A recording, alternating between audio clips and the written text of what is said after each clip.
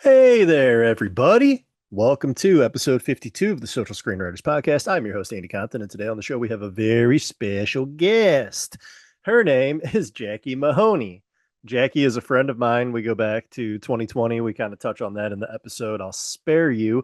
But Jackie is also a screenwriter and a filmmaker, producer, editor, director, wearing a lot of hats. We talk about that too. She has made some very cool short films, including Tough Guy, Happy Birthday, Half a Century, which is going to be on YouTube very soon, Cheat in 2025, and her new one, All the Best, which has a very cool cast. And I will let her explain that in the episode. She also has a really cool pilot called Toxic that's made some waves in the contest space. And she's just a really cool creator that I'm buddies with. And I wanted to bring her on the show, especially because she's going to start putting these shorts on a YouTube, which is probably going to be at Jackie Mahoney. Her Instagram is at Jackie Mahoney. So give her a follow. And yeah, this is just a cool filmmaker friend of mine that I really believe in. And I hope that you enjoy the episode. If you could, if you like it, click like. If you haven't subscribed, click subscribe.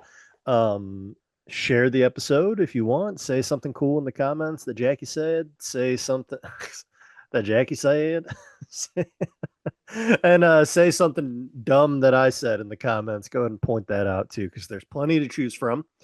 And yeah, I hope you really enjoy this episode, and I hope you guys are all doing well. It's been a while since I've uploaded. And I'm always trying to find a balance with this podcast. It's, I don't do it for money or anything like that.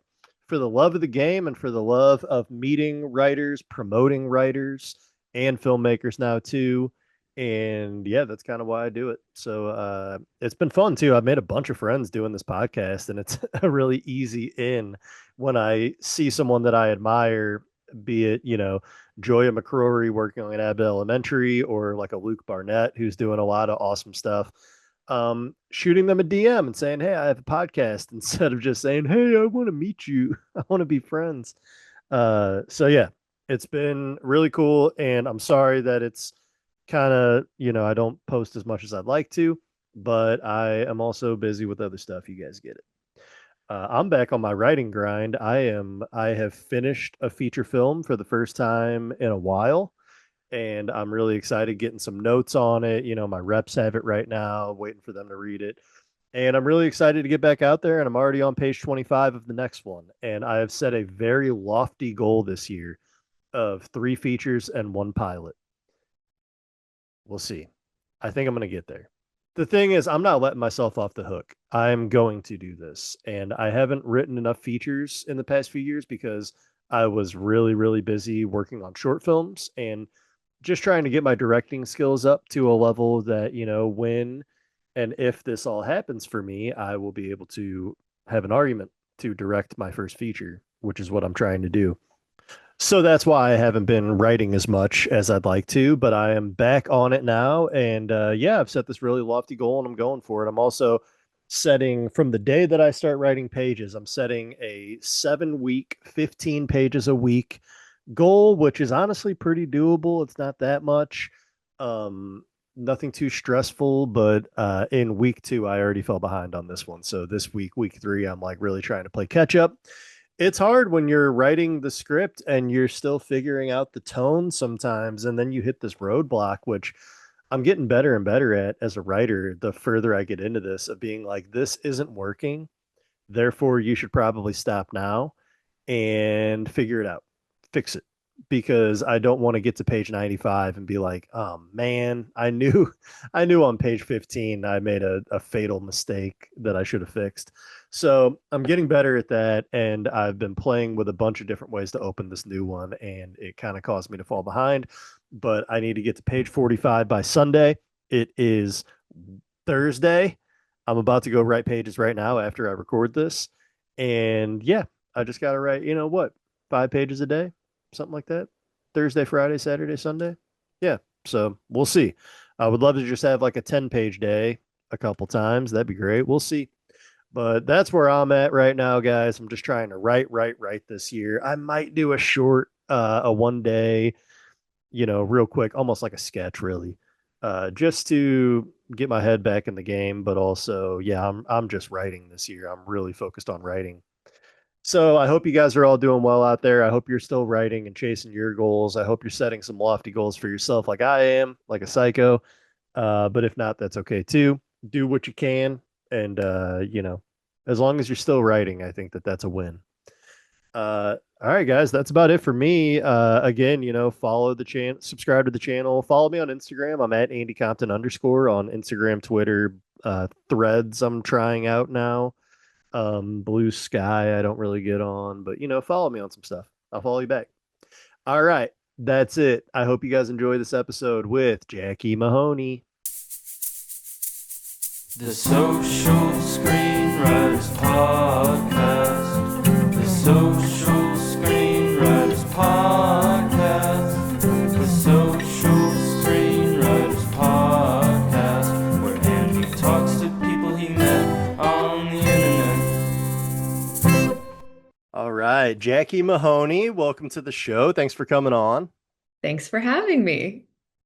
Awesome. I'm glad to have you here. Jackie is a friend of mine. We go back to like 2020. We met in a mentorship group on Yep. Zoom called Craft Services. If anyone's been listening for a while, you'll remember Nikki Weinstock, a producer on Severance. He started this online group, and we were fortunate to be like one of the initial, like maybe 100 or 200 people added to the group and Hmm. became buds. And so it's good to have you on. Jackie is a screenwriter, a director, a producer, an editor. She's a lot like me, just like making stuff and wearing a lot of hats and just getting it Hmm. done. Trying, absolutely trying. Yeah. No, it's great. I don't know if you've seen Chloe Zhao talk about it, but like doing all the things is like maddening, but also wonderful at the same time. I agree. Yeah, it's like it's definitely maddening, but it is cool having your hands all over the project in Yes. a lot of ways, especially if you feel like you have a super clear vision of it. Yeah. Yeah. I think it helps to kind of have be able to have like the editor on set and then also have like the writer on set because if something isn't working in the moment, you can kind of have a conversation with those different parts of yourself. And Yep. that's great, I think, in the moment. Sometimes Mhm. like it is difficult because you're almost doing too many things, but overall, I think it's an advantage more than anything else. Me too. Yeah. And just a quick aside, any screenwriters out there listening who want to be filmmakers and maybe you're going to go make your first short or whatever, it really helps to be an editor on set as well because you're Yeah. thinking about how the scenes are going to cut and you're even thinking like we should get a shot of that watch because like that be we need that insert right now and if it's just Yeah. good to have that muscle worked out.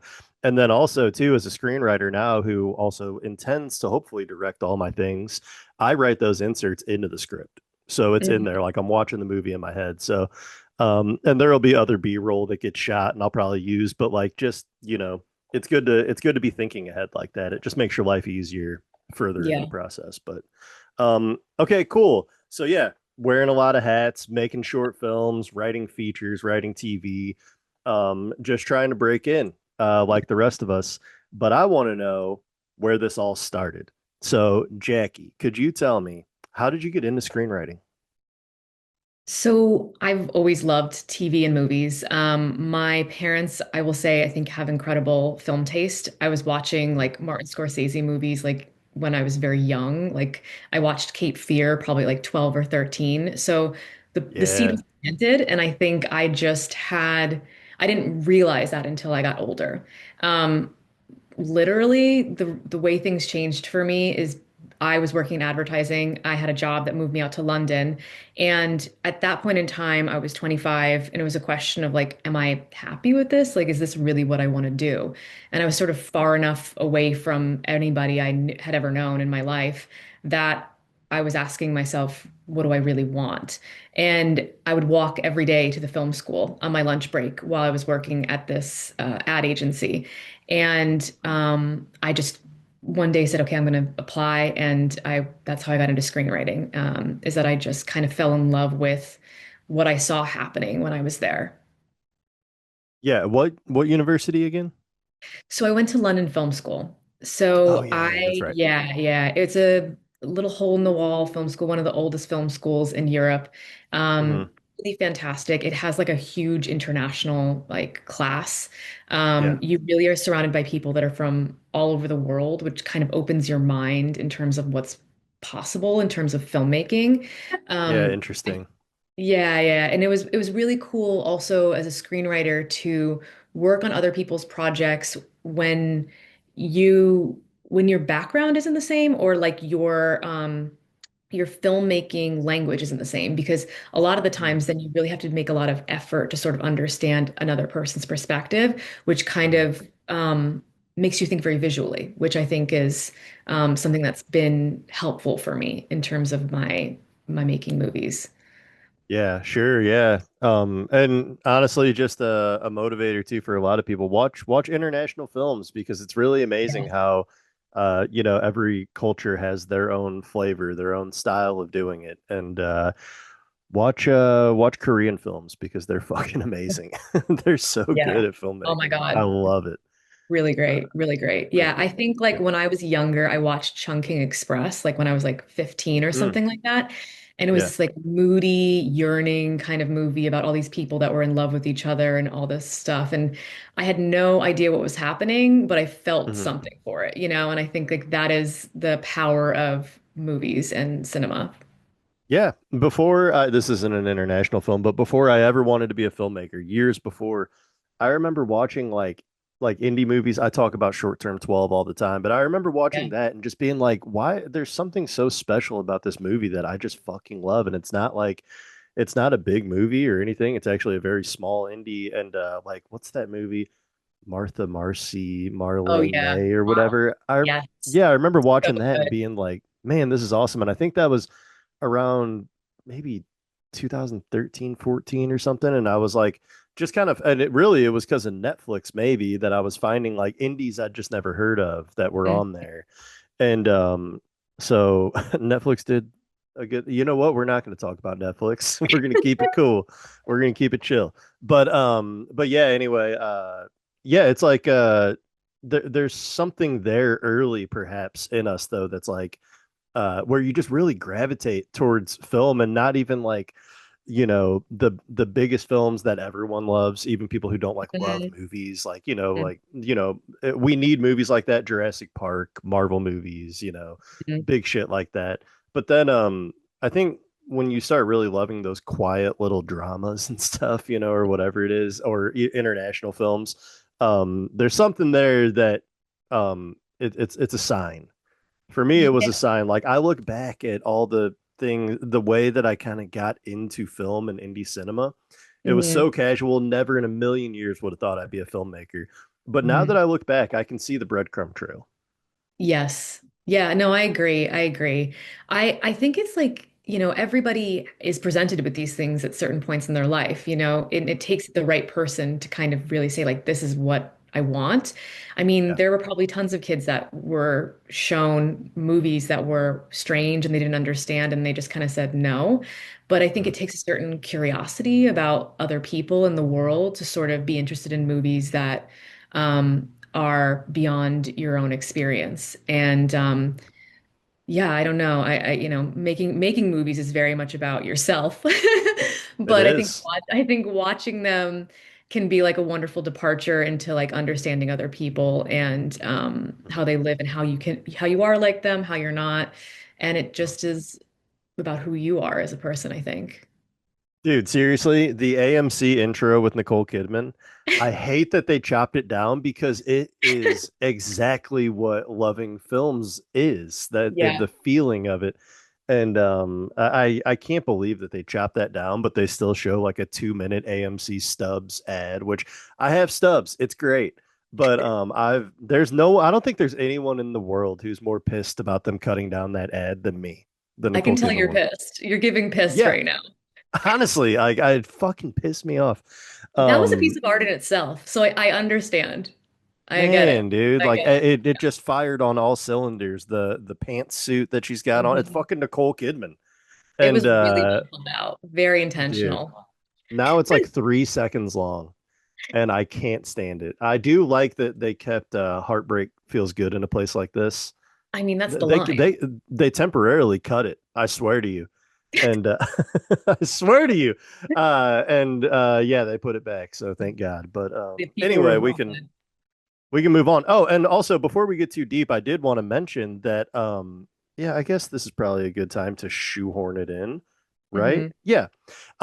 You just did a short film I that is did. very exciting, Yeah. and tell me a little bit about it. So I just shot a short film. It's called All the Best. It's about a marketing executive that has an existential crisis because her employee doesn't like the Christmas present that she gives her. And it's kind of about millennial bosses and how we don't know how to be people's bosses, basically. A couple years ago, there was sort of like this viral sensation on TikTok where Gen Z was making fun of their millennials, their millennial bosses, their millennials. Like we're pets. Um, I mean, kind of, but Yeah, kind of. yeah, we need to be trained. But Yeah. And we are looking to them like how they're dressing and shit now. We're fucking so lame, dude. like, Millennials please are help lame. us, please, for the Yeah. love of God, help us.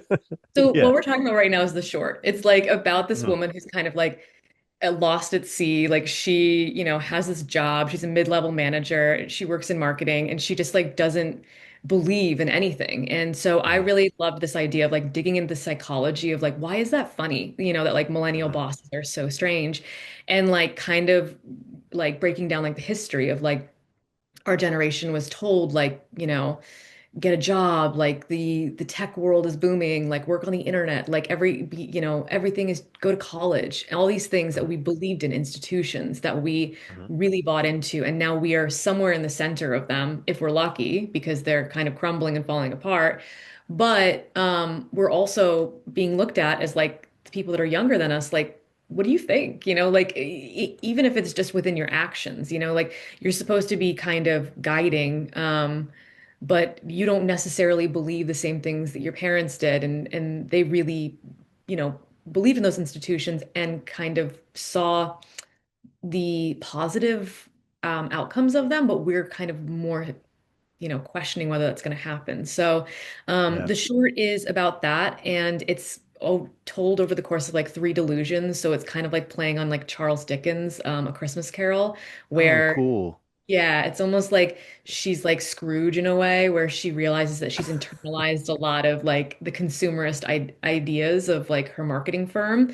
And Yeah. she kind of has to come to this like terms of like she doesn't believe these things and she has to try to help her young employee find a new way. So Yeah. that's what it's That's about. great. I cannot wait to see this. And also, you have a cool cast.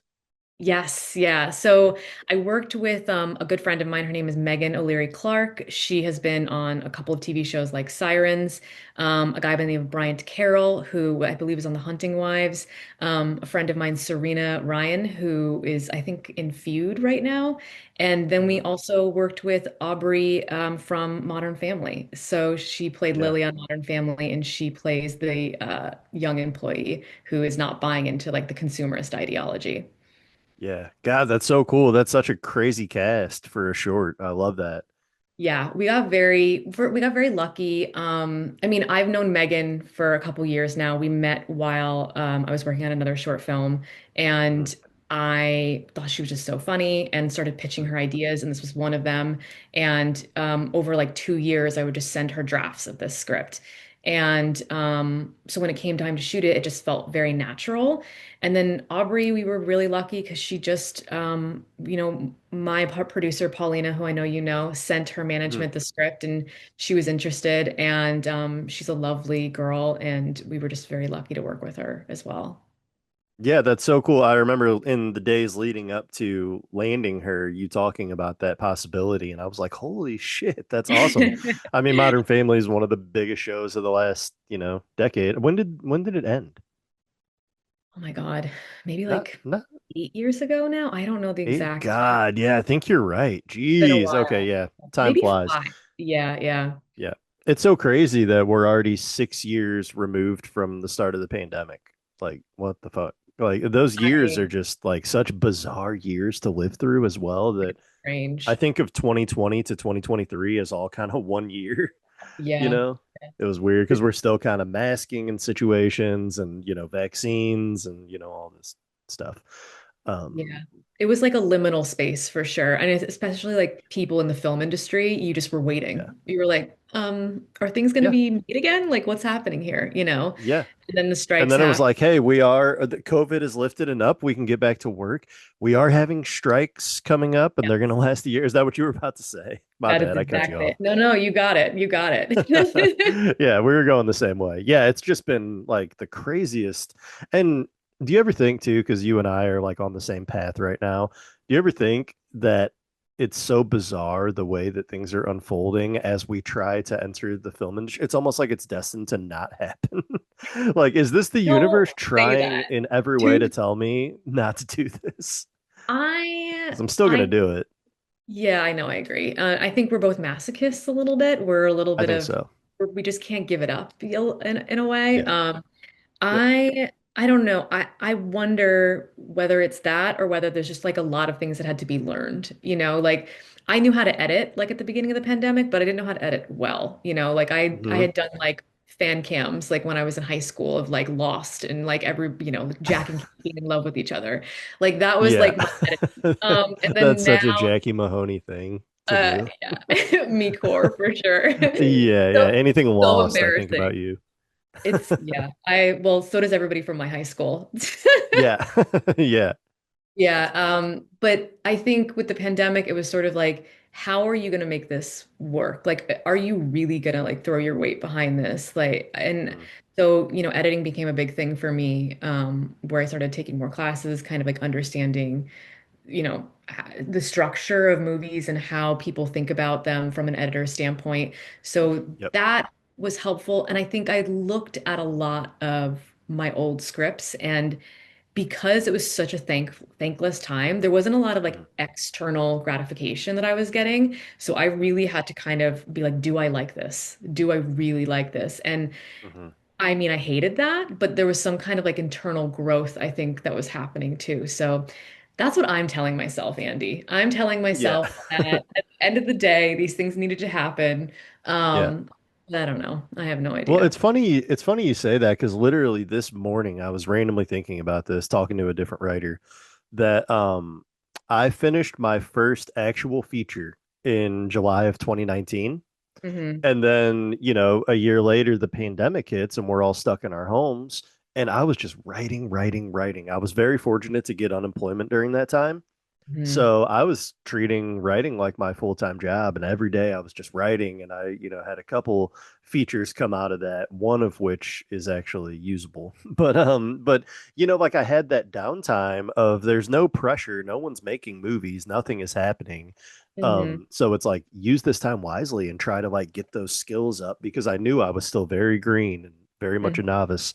And it was just valuable time. So in that way too, I'm like I'm kind of fortunate. It was obviously a terrible event, but I had this window of time to really focus on writing because otherwise I would have graduated college in 2020 and quickly realized that a screenwriting degree does not get you a job, and I would have had to just go get a full-time gig somewhere, and Yeah. I don't know how it would have gone. So I really got to use that couple years as like a big period of just like trying and failing over and over with zero pressure. And Mm-hmm. so in that way it was good. But yeah. Yeah, I think you and I are definitely like predisposed to like the everything route, which is like producing, writing, directing, editing. But I think like because of the circumstances, that has really like those skills have really been refined, I guess. Like there aren't rooms, you know what I mean? Like, I mean, there are writers' rooms, but like people Mm, who are being have been staffed for years are struggling to get those jobs. So what yeah. are a bunch of like new, fresh out of school writers going to do? So Hmm. like for us, it was sort of like we have to throw our weight behind these like other skills as well. And that's actually how directing even happened. So Hmm. um yeah, I don't know. 100%. Yeah, no, I agree. Yeah, I kind of just stumbled into directing by being like, well, we got to make this thing, Hmm. like so. Yeah. Really, it was just that, and then luckily, I discovered that I love it, and I feel like I'm like kind of have certain qualities that are necessary for a director. I talk too much. I'm kind of loud, but also try to be nice to people, so then that helps. But You're very Thank you. But yeah, yeah, I fell in love with it. But talking about editing too, like it helps so much, even if you know, because I think one day I am gonna, if I get to a certain level, like I hope I do, I'm Mhm. gonna hand off my project to an editor who is a very seasoned Hollywood editor, and they're way better than me.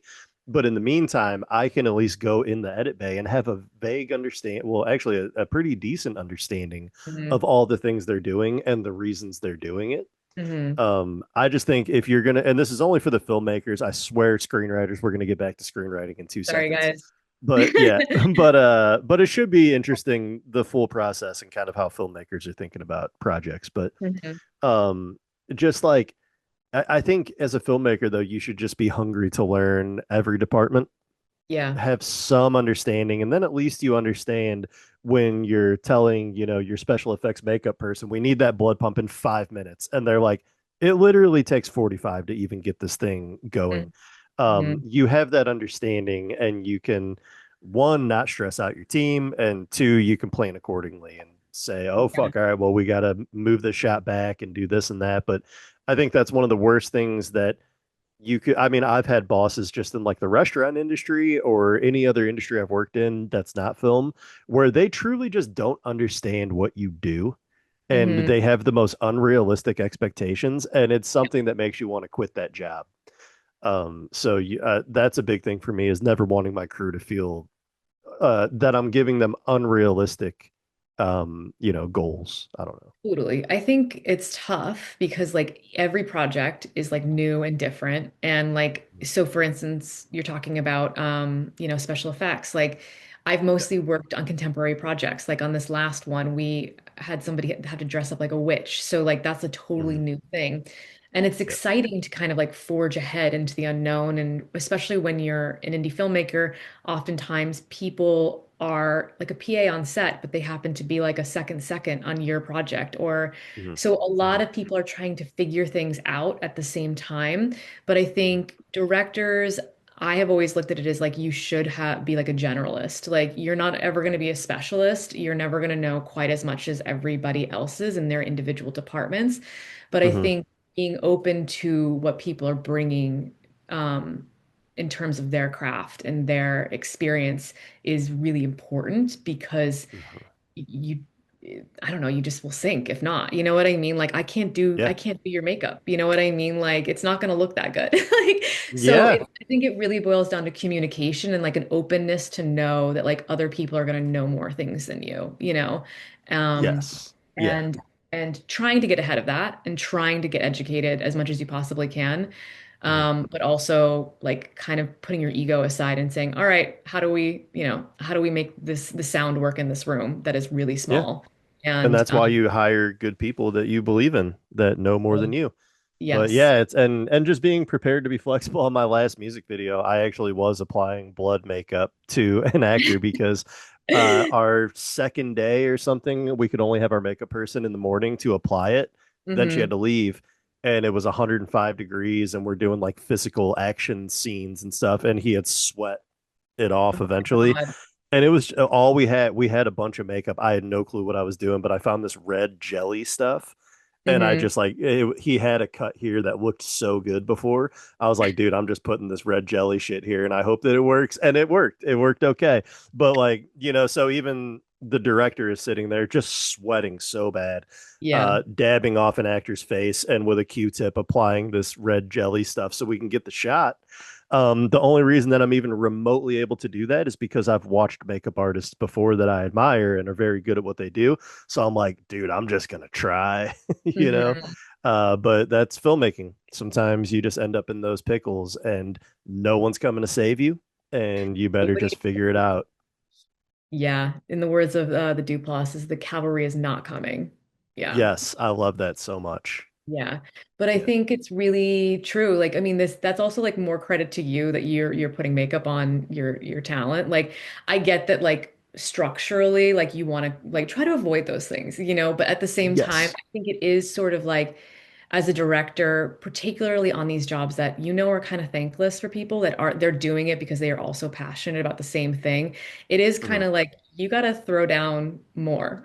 Like, Oh like yeah. you gotta put the makeup on the person. Like you have to be producing. Like you have to figure out how to make it work so that Mhm. um that if things do go wrong, that Mhm. everybody knows that you tried to kill yourself to make it work. You know? Yeah. Yeah, Yeah, I don't know. 100%. The first day of that shoot also, we were just like limited on people. At one point I was slating, I was directing, and I was running sound. So like I'm like God. starting the recorder and then I'm like, drawing up the scene and clapping the board, going back to the monitor, putting my headphones on, holding the boom up and then action. Just so stupid. But it happens, and luckily I'd run sound on a few short films at that point, so I'm okay with that. I'm not I'm not a good sound guy, but I can get clean sound in most situations, Yeah. but it's sound isn't my life or anything. I respect sound people who can do it better than me. But anyway, let's get back to you. I'm sorry. That was a No, detour. no, I love that. Yeah. Okay. So yeah, you have this cool new short coming, super exciting. I would like to know, Jackie Mahoney, how would you Yes. describe your brand? Oh my gosh. I think my brand is like a deep love for filmmaking. It sounds really, really corny, with like an indie persuasion and a focus on female stories. Yeah. I think that within like the film landscape, you've got a lot of people out there right now, like Chloe Zhao, Greta Gerwig, and Yeah. you look to those people as sort of like, I don't know, in my mind, like the pinnacle of like what could be. I'm And obsessed with Chloe right now. she's fantastic. She's so good. Did you It's see Hamnet? insane. Not to derail the conversation, but did you see Hamnet? I saw it twice and it was my favorite of 2025 hands down, and the experience in both theaters was different than probably anything I've ever felt in a theater. Like the second one was cool because the movie ends, credits hmm roll up, hmm and no one moved for like 3 minutes, which is really rare in a theater. Like a lot of hmm people start getting their things together. We all just like it was this cool connection of everyone in the room. We all just had to sit there with those feelings for a minute and like hmm process. And that movie is just one of the most emotionally powerful things I've ever seen. Yeah, And so good. I'm just so So impressed with her. good. And then hearing her interviews and the way that she runs her set and the way she views Yeah. filmmaking and empathy and all that. She's just like a beautiful soul, and Oh I'm my just so God. Yeah. inspired by her. Yeah. I cannot deal with like the thought pieces that people write about Hamnet. I'm just like, you're Yeah. joking me, right? Like you're like even gonna try to like touch that in terms of like any kind of critical analysis. Like it's excellent. Like what are you talking about? So Yeah. I agree. I know. There's nothing I didn't like about that movie.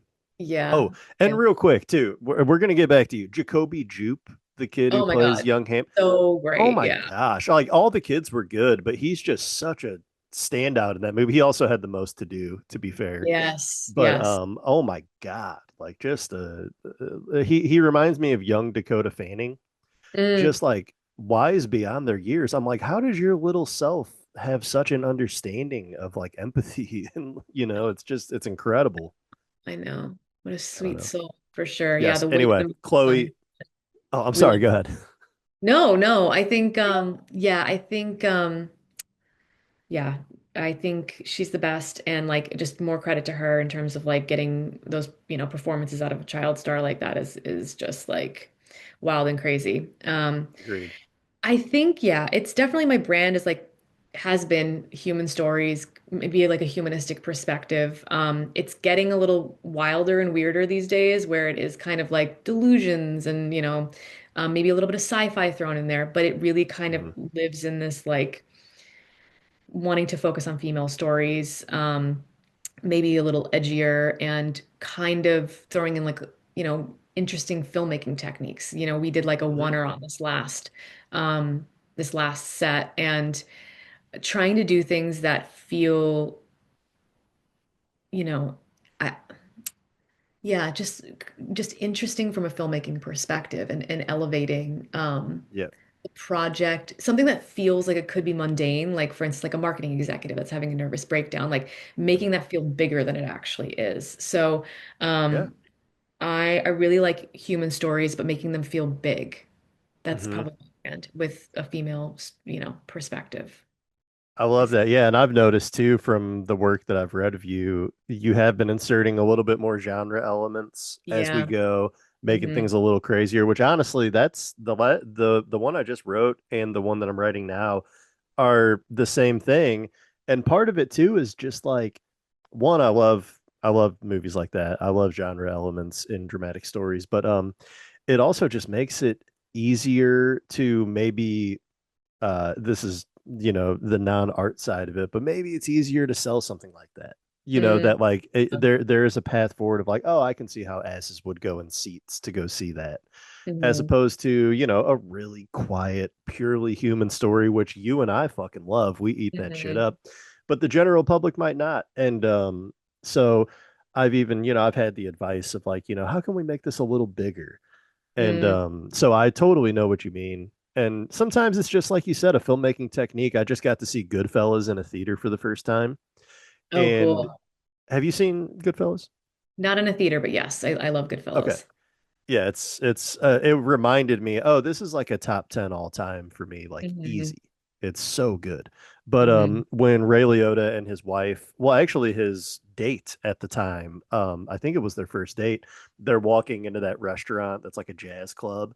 But Hmm. really all they're doing is walking into a restaurant, but Scorsese does it as a oneer from the car across the street into the restaurant. We're through the kitchen. We're seeing him tip people. He's the fucking man, and then Hmm. we're meeting people and all this. It's an incredible oneer, and really all they're doing is walking into the restaurant, but it tells us so much more about the dynamic, what she Yes. must be thinking about him right now because he's handing everyone a 20 that he sees. And he's like 21 years old in that scene, which is hilarious because Ray Liotta looks like 35 at least. But yeah, anyway, I get it what you mean, and I'm trying to think about stuff like that now too. How can how can I make this the least boring version of this that I can? Because like, Hmm. my earliest work, I see stuff now where I'm like, oh man, like if I just would have moved the camera or something a little bit, this could be so much more visual. And you got to go through that stuff. You got to go through those reps and To get try there. and fail and try and fail. But now I feel like more than ever, I'm on that same thought train that you are of like, how can we make this the most interesting thing it could be Yes. visually? Yeah. I think for me, I love movies where it feels like it's trying to communicate something to me and like its choices of like the framing or like why, I always like in school, I always had this question of like, why is the camera moving right now? You know what I mean? It's like, do you just Yeah. have a dolly and you're like, oh, we're just going to move the camera around and because it's going to make it look, um, I don't know, like there was more money behind it. But I Yep. love when it feels intentional in like camera movements and like where it's placed and Hmm. how it relates from one scene to another and that sort of thing. Hmm. Because I mean, as a screenwriter, this is going to sound strange, but I think like when you read screenplays from certain people, you can feel that there's so much intention in the way they're communicating certain things to you. And then a Hmm. lot of that is actually kind of lost, I think, on the screen because Hmm. you have a director then that's doing their own thing and they're just sort of taking the bones of like what's in that screenplay and they're using Yep. that vibe to kind of like Hmm. communicate things.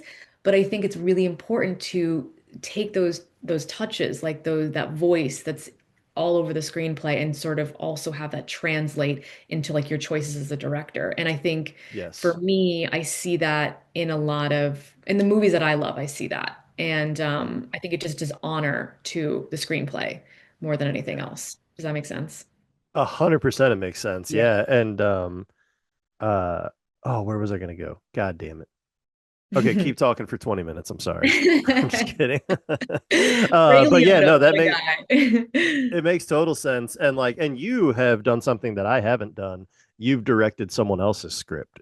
So Yeah. you've maybe had to think about that a little more of like, how do I make the best thing I can make from this Hmm. story? But how do I also honor what's on the page when I didn't come up with it? I guess you really have to just read that script over and over and try to make sure that you're getting the intention.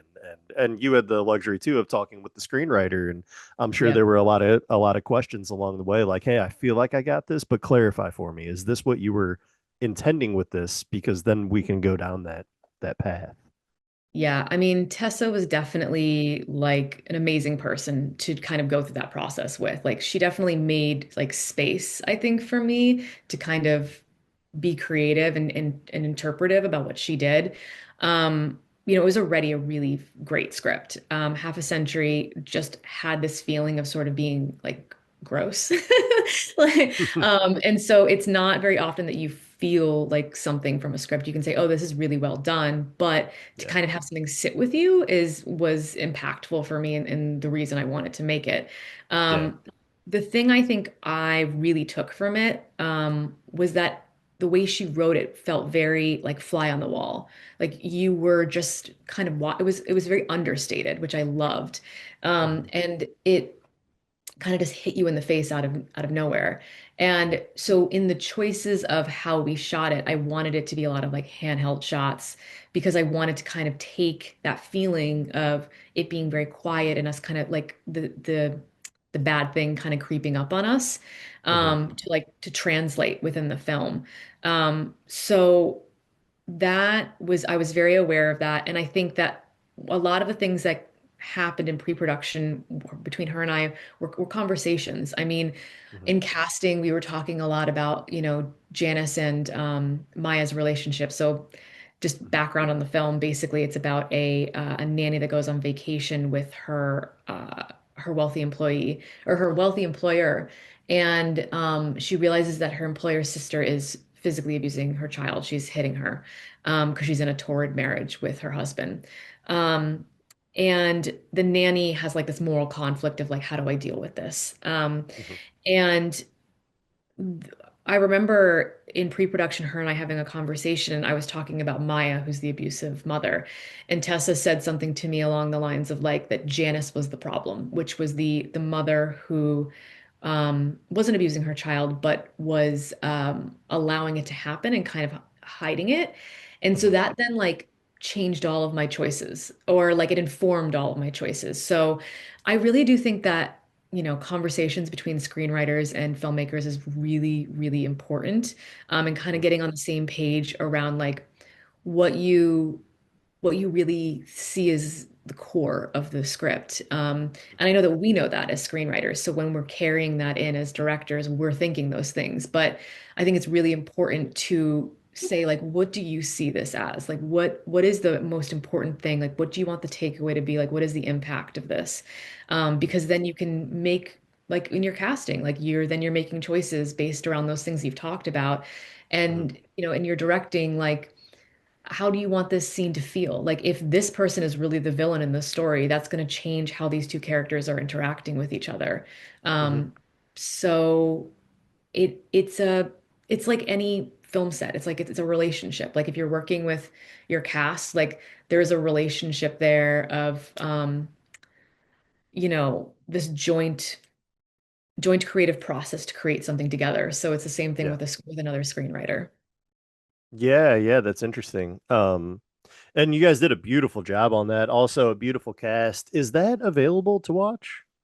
It will be. So by the It time will this be. podcast comes out, it will be. So I'm going to put it online. Hey. Yeah, on my YouTube. Mhm. We are just doing one or two more festivals and then it will go up. Okay, cool. Awesome. Exciting. Yeah, I highly recommend people checking that out and subscribe to Jackie's YouTube when it's up. But yeah, okay, cool. Moving along. What are three films or TV shows that have most influenced you as a screenwriter? So I got to say Lost, obviously. Yes. Yeah, of course. It was Of course. my first hyperfixation. Yeah. I one of the reasons Lost was so impactful for me was I remember watching it and it was like the fourth episode. I think it was called Tabula Rasa, and there's a character by the name of Kate in that show, and she is this kind of like tough, like cool female character, Yep. and the first four episodes, they're all searching for who is the fugitive, like who is the criminal on the plane who has been lost, or like Mhm. who nobody, they all think it's somebody else basically, and nobody thinks Yep. it's Kate. And then Yep. all of a sudden in episode four, the rug gets pulled out from the audience and from the lead character Jack, where you realize, oh my God, it's Kate. Kate is the fugitive. And I Mm-hmm. remember it being so like that was the first time I really saw like a female character that like had autonomy that you like really liked, who was very complicated. Like the show went in so many different directions that and like Kate, there's a lot of debate over whether Kate just became like a part of a love triangle. But Yeah. to start with, like she had like a crazy relationship with her mother, like, and so I was so intrigued by her because I felt really drawn to how complex she was and Yep. that she was kind of like a bad bitch. Like, Mm-hmm. Yeah. yeah. And Totally. so Lost was a big one. And then I loved Matilda as a child. I think Mm-hmm. that was really, really influential. Yeah. Just, the idea of like a young girl being able to control things with her mind, definitely. Yeah. Directed by Danny DeVito, I DeVito. believe. Yeah, yeah, yeah. I mean, Yeah. and also Yeah. amazing. Like, but that's the Yeah. stuff that I'm talking about. Like Yeah. taking human stories and elevating them in some kind of genre way can be done correctly, and it can Yes. still feel like a Little Miss Sunshine, it just with like magical realism. Absolutely. Yeah, Yeah. yeah. And then um and then Phantom Thread. Phantom Thread is the adult choice. Like, love Phantom Yes. Thread. I Yeah. think I just thought it was so funny. I Yeah. remember like laughing the entire movie, or like the Yeah. second half of the movie. It shocked me. I love a good surprise, and I think you, Paul Thomas Anderson, amazing filmmaker. Like Of you course. watch movies, and it is this thing where you're like, how did he do this? Yeah. But I think that movie shocked me, and um I like being shocked a little bit. And as an Yeah. adult, like after a while, you see so much of the same stuff over and over again. To kind of have the rug pulled out from underneath you was really great. Yeah. And incredible acting in that Oh my movie. God, And not so just good. Daniel Day-Lewis, but I had to look up her name because I didn't know Vicky Yes, Cripes. yes. Holy shit. She Oh is my so God. and like and then, I obviously recognize her from all types of shit where she's fucking amazing. But yeah, in that movie, I remember like there's multiple scenes because everyone goes in thinking Daniel Day-Lewis is gonna be amazing as usual, steal every scene, but she went toe to toe with him and in a way that's just like this is some of the best acting I've ever seen, these Yeah, two.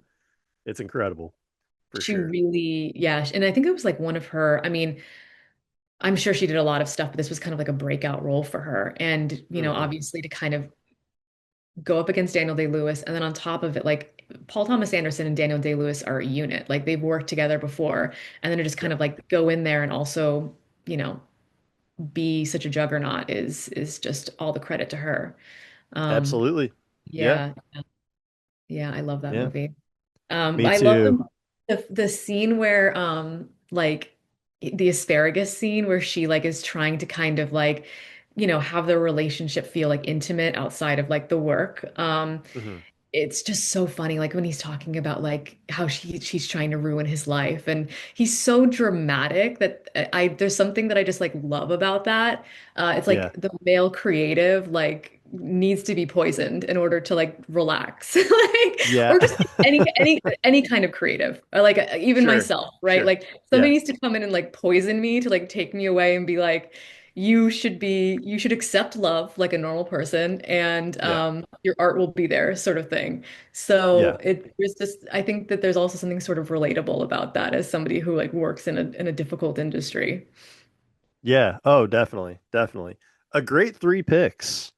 Thank you. That's honestly that's a question I added like last year or something, and it's quickly become my favorite question to ask people. I'm like always so interested in what those projects were that made you like, want to do this. And Mhm. it's just always I feel like it's the most fascinating insight. Like honestly, that should be a first date question too. Like, hey, what are three movies you love? Asking someone who's like very casual about movies. Oh Like, I my don't God. know. Whereas you ask a filmmaker and they will fucking tell you 40. Um, I okay, think you and I so would enjoy that. You and I would enjoy that. I'm not sure like the people that we're dating would enjoy that very much. yeah, most of the population probably wouldn't. But we would. Okay, so since everyone's writing routine is unique, can you describe your regular writing routine to me? Like, are you at home? Are you in a coffee shop? You at a Mhm. bar? Are you drinking coffee, alcohol, water? What's it like for you? All three, All all the three? time. Nice. Yeah. No, I think for me, it's like it's definitely a ritual. It's a morning ritual, it's a coffee ritual, and it's at home.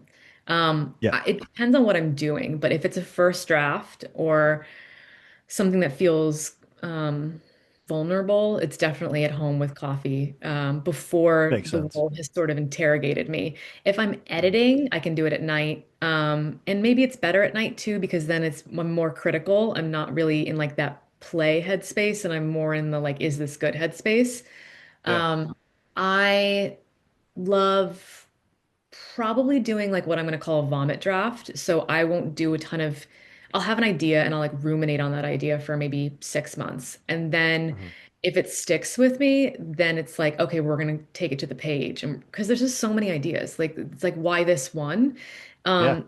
If something feels sticky and it also feels like a lot of things are feeding it, like you're drawn to certain themes in other movies or music and stuff, and it all kind of becomes one thing. Mhm. And then I'll do it. Yeah. Um, and I try to do it in 3 months if I can, like or less, like Yeah.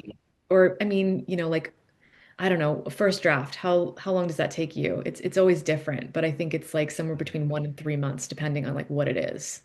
Hmm.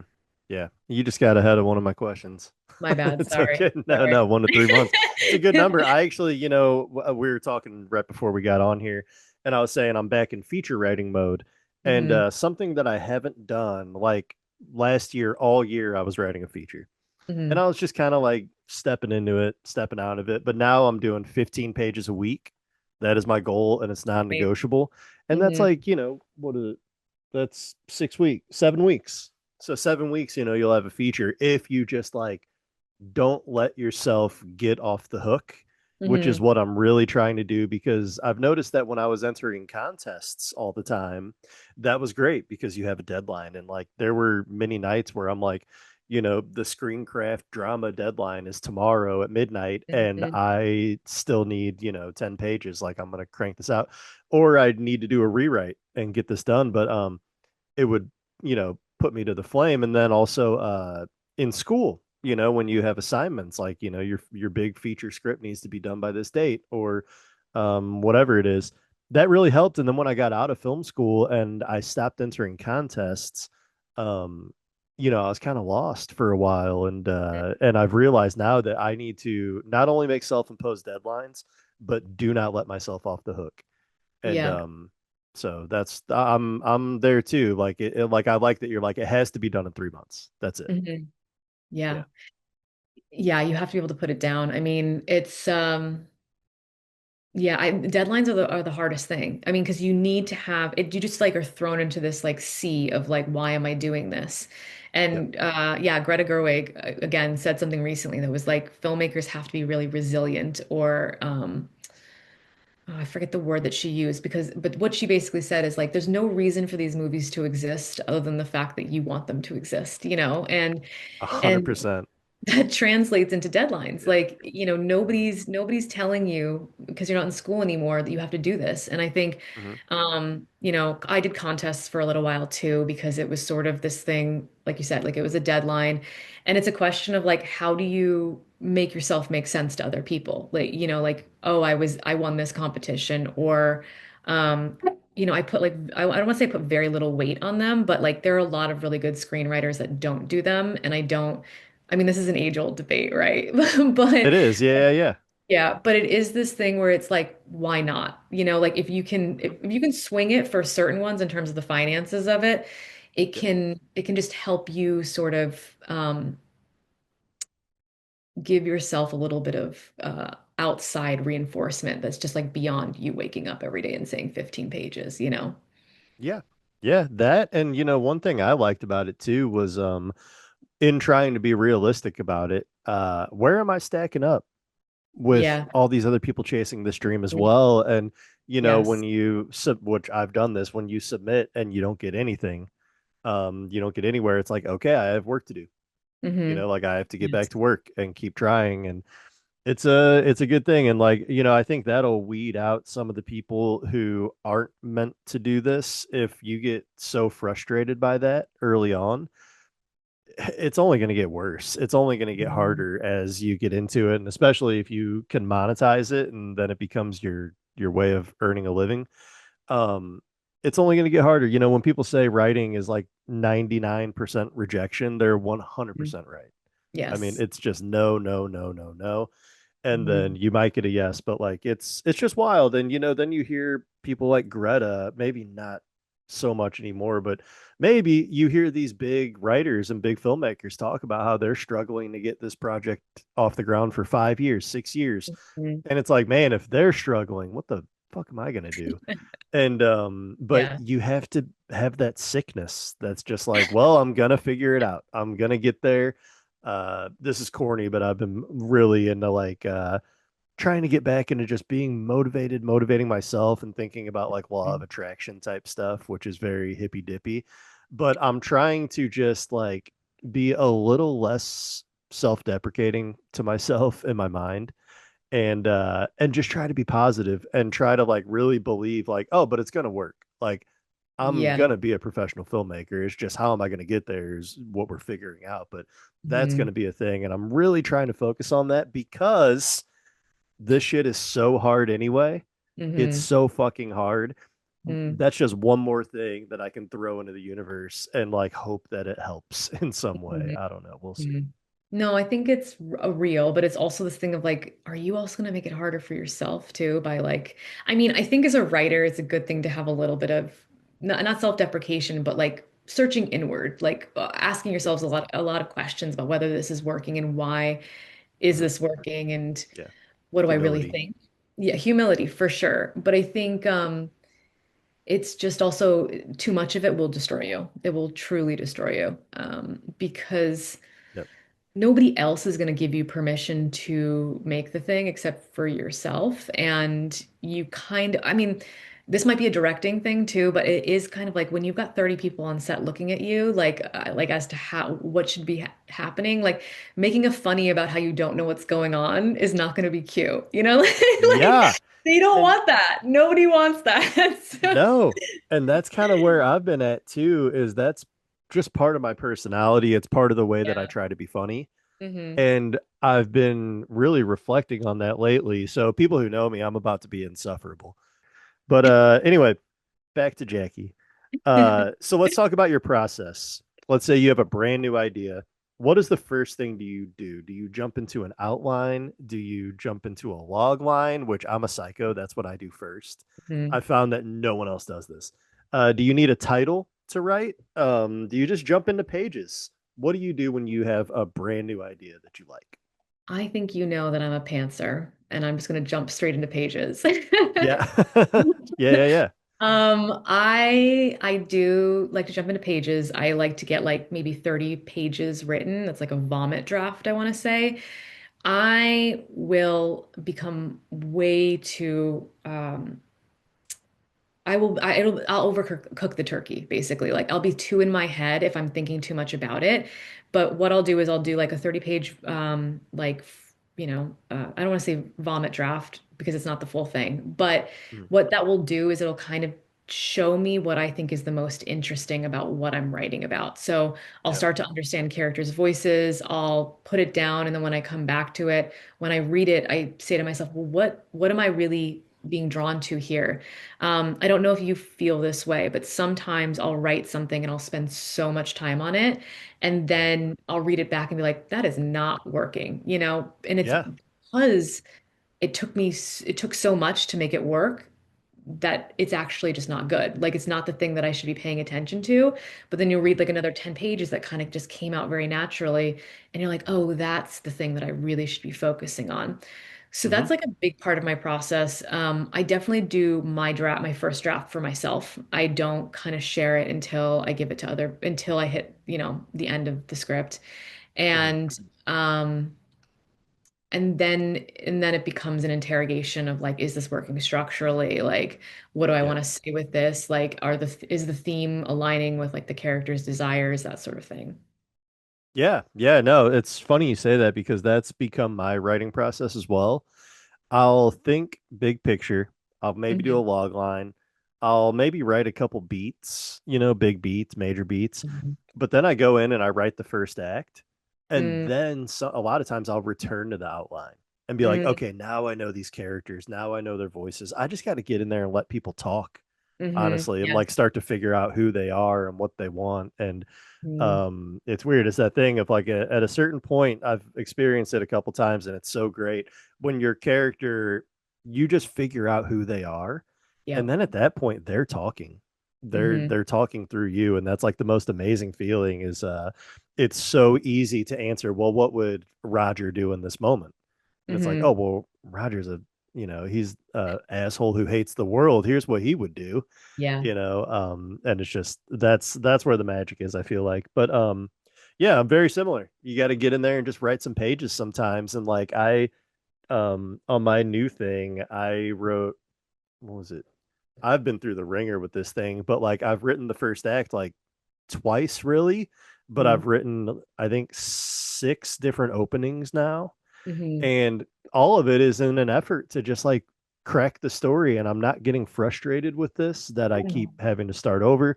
It's just like, okay, now I'm getting closer, I'm chipping away at it, and like it's literally like you're like chipping away at rock that has a diamond in there, but you got to Hmm. get through all the bullshit. And it's that's I guess that's my process at this point. But it's I also think it's really important to not just move forward though with a tone that you're gonna later down the line realize, oh my God, yeah, there was no way I was ever gonna make this work. I Hmm. think there's an aha moment to be had early on that 90% of the time is right for me, of like, Hmm. okay, this is it. This is it. This is the one where I'm not running into all these mental gymnastics to try to make it work. This is the simplest, cleanest version. And like my script right now started as like a little more of a thriller than I usually make. And then it went dark comedy.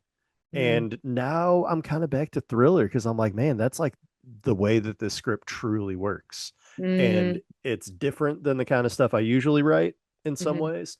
But but yeah, it's like I had to go through multiple different versions of just trying and seeing what feels right. And then ultimately I came back to Hmm. the original tone, and I was like, all right, I explored like three other tones. This is the one, this is what it has to be, and this is what feels right. But yeah, it's a process too. And I think as we keep writing, this is my seventh feature.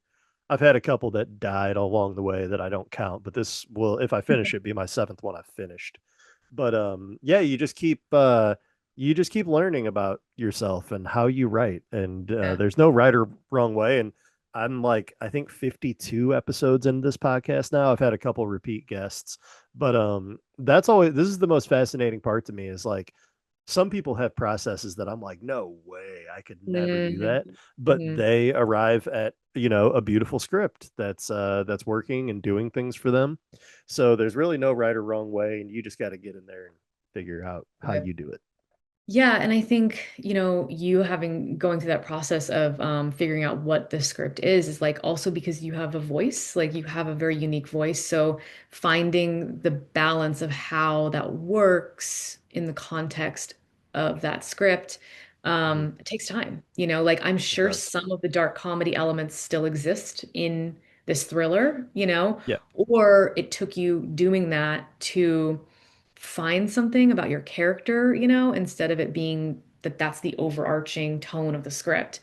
Yeah. And unless you want to just do the same thing over and over again and just like try to make other people's movies, it does take that exploration into your thriller sensibilities, like your comedy sensibilities, and be like, how is this all working as a whole? Um, Hmm. and that's why I find that that works for me because it's a question of like, does this feel right? More Yeah. so than this is the way it has to be. Hmm. Yeah. Yeah. All right. I, So you already told me but on average how long a first draft is, which is like 1 to 3 months. Mhm. Yeah, yeah. Um, Yeah. when you finish a draft, what is the first thing that you do? I mean, I get a sense that you maybe put it away for a second and then Mhm. go back over it yourself, which is what I do. But let's skip that part. Do you have trusted friends that you send it to? Do you send it to a paid feedback service? Do you send it to like the blacklist? Mhm. Um, or contests or anything, what is the first thing you do with a first draft? I send it to friends first. I like to think of my drafts in terms of the first one is for me, the second one is for my friends, and the third one is for the industry. So Ooh, I I will like give that. it, yeah, I'll give it to like trusted friends Mm, to shape it because after a first draft, it's still sort of in some sort of raw form. And so mhm. people who know me and know what can read the intention behind what I'm doing will help Yep, guide me to that second draft. And yep, then I will test out like a paid service or a competition to see how it does. And I think that mhm. that has value because this person doesn't love you. They don't care about Yeah, you at all. So yep, they're going to tell you stuff that your friends are not going to tell you. And so that's also valuable in its own right. yep, I I don't know. I actually haven't used a paid service in a minute because I have actually been shooting stuff and editing, yeah. and so I haven't had the need to do Same, it at this point. same. So it's hard to say which one is the one that feels like, will give you good notes. But I think for a little while, We Screenplay was good, but now that Yeah, Coverfly has been down for a bit, I really haven't done too much of that. So yeah. I think, yeah, I- Blacklist is definitely something that's hotly debated just within the Is We industry. Screenplay still a thing? Because I think they were under that Coverfly banner. I'm really not sure. It probably is. It's probably Oh not shit. around. A Reddit post from 1 year ago, We Screenplay coverage ends today. Okay, well, I there you go. I used to like them too because I think I Yeah. got maybe like 5 reviews from them, and 4 of them were really good.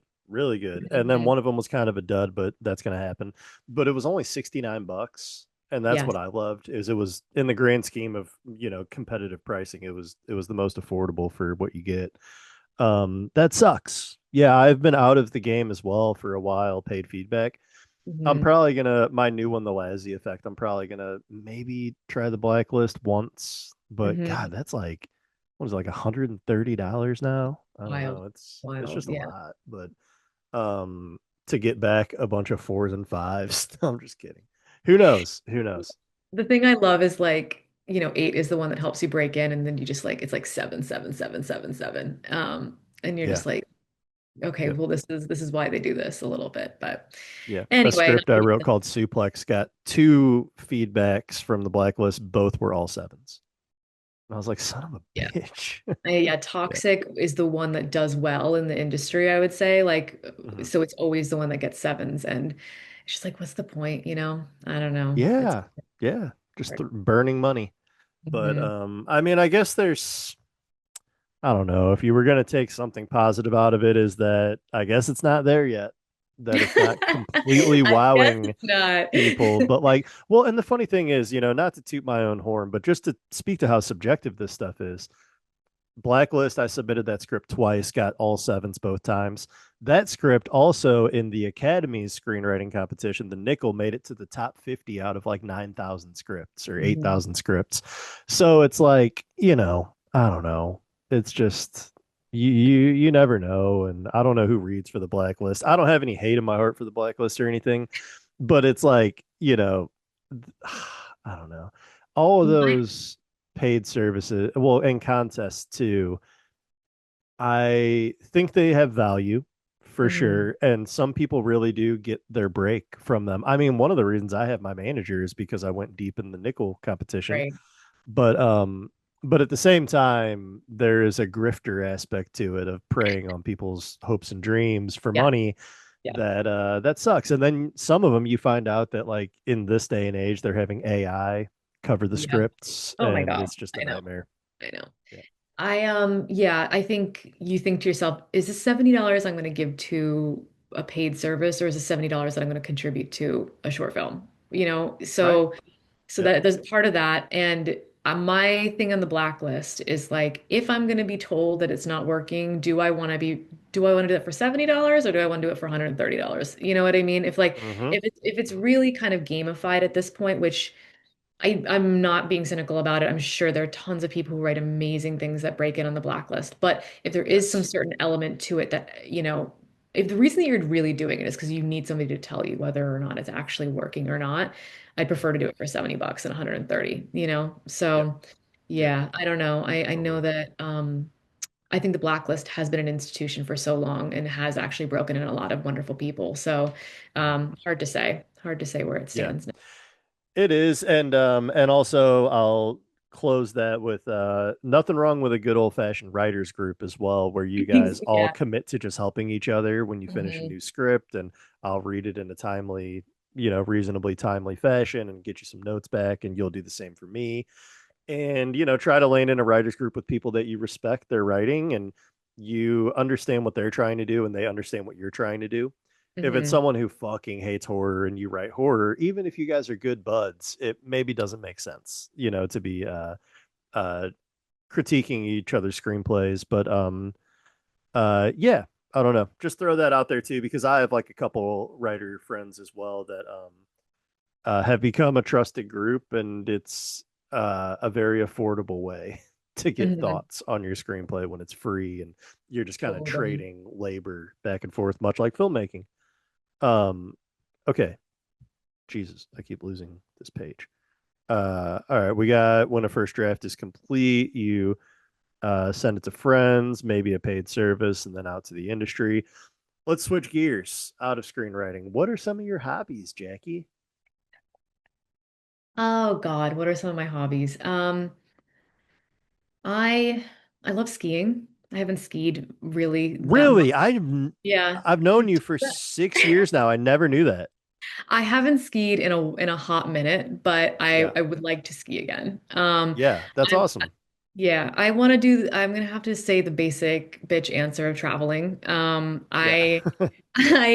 Having lived abroad, I really loved kind of, you know, going from one country to another, like staying in hostels. And, I don't really do that anymore since I'm in my 30s, but doing Hmm. some version of that is really important and feeds me, I think, still.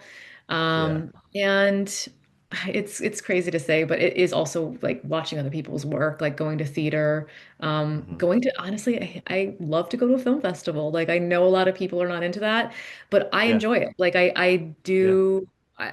Sometimes if you're going to go to the movies and you're going to watch a 2.5 hour film, sometimes I do just want to see some interesting like fringe stuff that people did for 15 minutes. Yeah.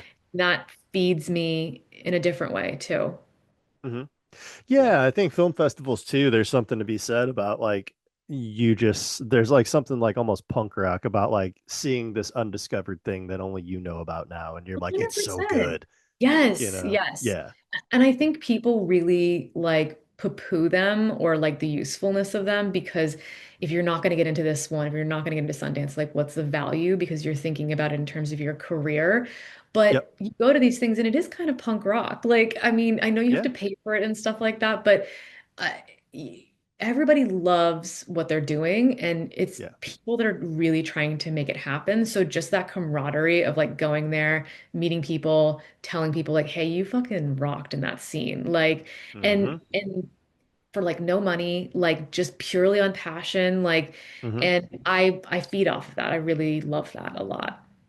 Yeah, and then you also, you connect with a filmmaker who you saw their short and you were really impressed, and now you follow them on Instagram and you're like, I genuinely can't wait to see what happens for this person Totally. because they're Totally. totally good, and it's Yes. it's gonna have. There was a girl last year in, gosh, was it St. Louis International Film Festival? I think it was maybe 2 years ago now. Oh, I remember But you telling me about this one. yeah, it was just a cool short, really cool short, and then her and I did a Q&A together at the end and I learned that it was her first short. And I was like, Mhm. holy shit. And now, I follow her and I'm like, this is going to be exciting. Jenna Dorian, Jenna who I Marie. believe is LA based. But yeah, she was perfectly cool and nice. And I'm just excited to see, you know, and that's what I mean. That's just one example. There's tons of examples of that, though, meeting a filmmaker at a festival who you like their short.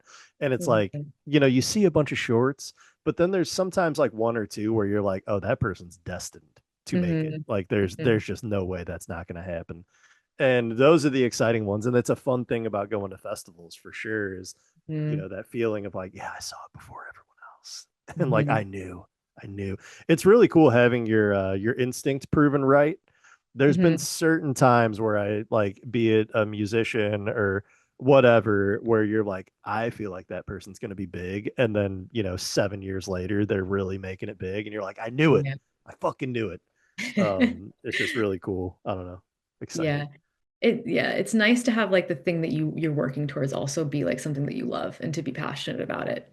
Like, Yes. because like it's I don't know. I mean, you do lose some of that. Like I really it takes me a minute to really invest in something that's like online, like or a TV show or something like that, Yeah. because so Mhm. much of my brain is like going towards like making my own stuff work Mhm. that I don't want to invest too much time unless I'm really intrigued by whatever it is. Yep. But I think it never gets old for me to watch people like that are really passionate and just doing it because they love it. Mhm. Um, like succeed.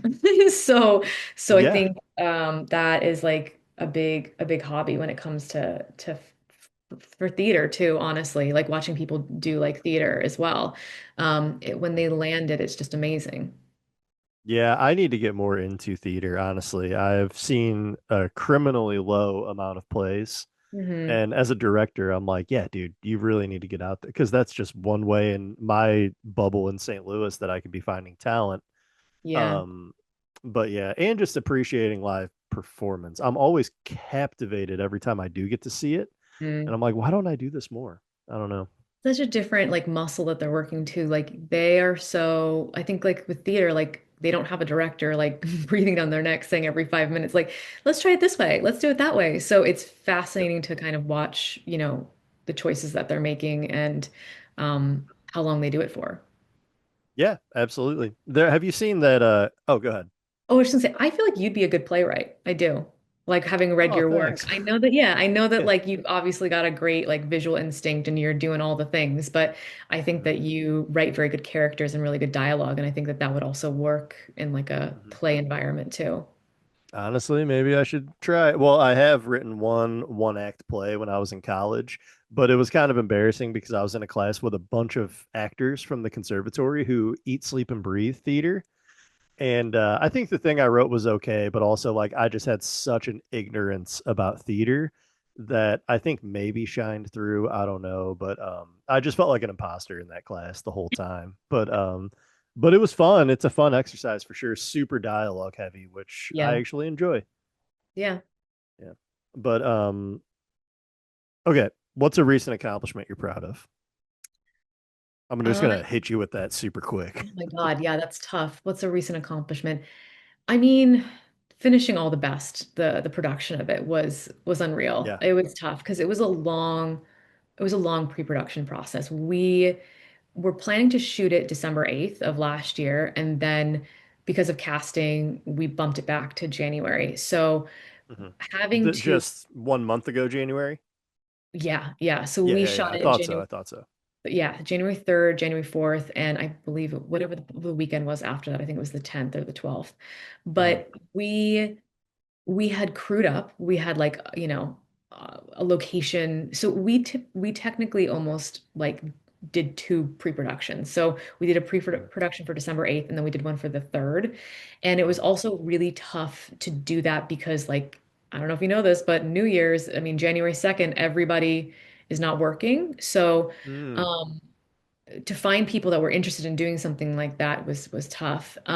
Yeah. And it was a lot of stuff that we had never done before. It was a lot of like makeup and one-ers and delusions and how do we make this happen where it feels still very professional? Because like the problem with doing anything that's like heightened like that is that it can get really wonky. So Hmm. um when we finished, I felt very, liberated and like it was just like a big accomplishment comparatively to what we've done before. Yeah, that's awesome. I love that. I love that feeling. That's the best Mhm. drug Oh my is God. like just finally conquering that beast of a project that you've had on your plate for a Yes. while. I can't say enough about like the work that you and Paulina did. And I don't know if there was any other producers, but the cast that you got. You didn't have a casting director, did you? No, no, it was me Yeah. and Paulina. Yeah. Yeah, yeah, you guys really got a cool cast together too. I can't wait to see this thing. Um, nice. I love that. And then finally, we have come to the end. Oh my God. Jackie, Yes. what are a few words? I mean, we can keep talking for a few hours if you want. We sound, I'm just kidding. Uh, I'm a few words of advice to your fellow screenwriters out there, especially to those just getting started. persevere. I think listen to yourself. Really figure out who you are, what you want to say. Mhm. Know that what you're trying to say has value and don't let anybody take that away from you. If you think you need to do something to get an agent, you think you need to do something to get a manager, take that with a grain of salt. Like that is a reality that we all face. We're all constantly making compromises, asking ourselves questions about our work and what we're willing to do. But I think coming from a place of really listening to yourself and honing that voice is the most important thing because then you're very informed about the choices that you're making moving forward. Ooh, I love that. Bars. That was good. Yeah, and with Thanks, knowing Andy. who you are, you're welcome.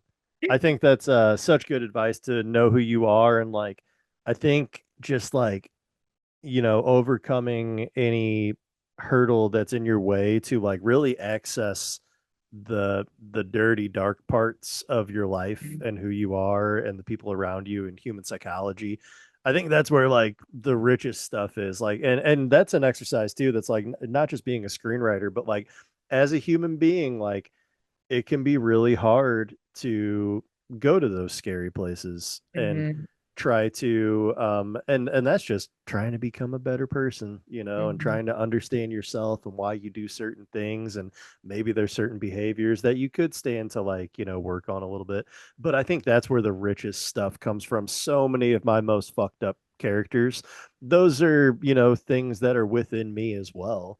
I can see Hmm. myself in them as well. And it's like, I think that's just where you get the richest, most real stuff that, like, even if viewers don't admit it out loud every day, they can see a part of themselves in that, or they just understand it and they get that person and it's like, oh, that's like a real three-dimensional that's like my fucking aunt who who is a problematic person, or whatever it is.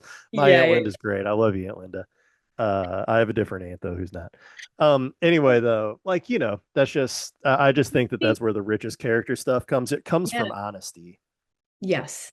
I also think like don't be afraid of the fact that you are a part of like the human experience, like these anxieties that you feel, and as you're materializing them into dialogue or scenes, you're not alone, not to sound corny or whatever, but like the Mhm. reason maybe you have these anxieties is because other people have them as well. And like a lot of these experiences that you feel are like super unique to you, they are, but they also are other things that other people are feeling. And by putting them out there, you're going to connect with those people and like it's going to resonate with them too. Yes, yes, 100% agree. Couldn't have said it better myself. Jackie, thank you so much for coming on the pod. And what is your YouTube? I'm gonna say my Instagram. My Instagram is Jackie Yes. Mahoney, and I believe my YouTube is also gonna be Jackie Mahoney as well. Perfect. Perfect. Yeah. So YouTube is going to be up soon with half a century on it. Maybe Yes. tough guy. Yes. Oh Um, my God, deep cut, deep cut. yeah, Maybe yeah, yeah. maybe happy birthday. Maybe happy birthday too. Maybe happy birthday. I mean, just start throwing them up, honestly. But yeah, very excited for you to get that going and everybody go follow and subscribe to Jackie everywhere. And yeah, thanks so much for coming on. Thanks so much for having me, Andy. The Social Screenwriters Podcast.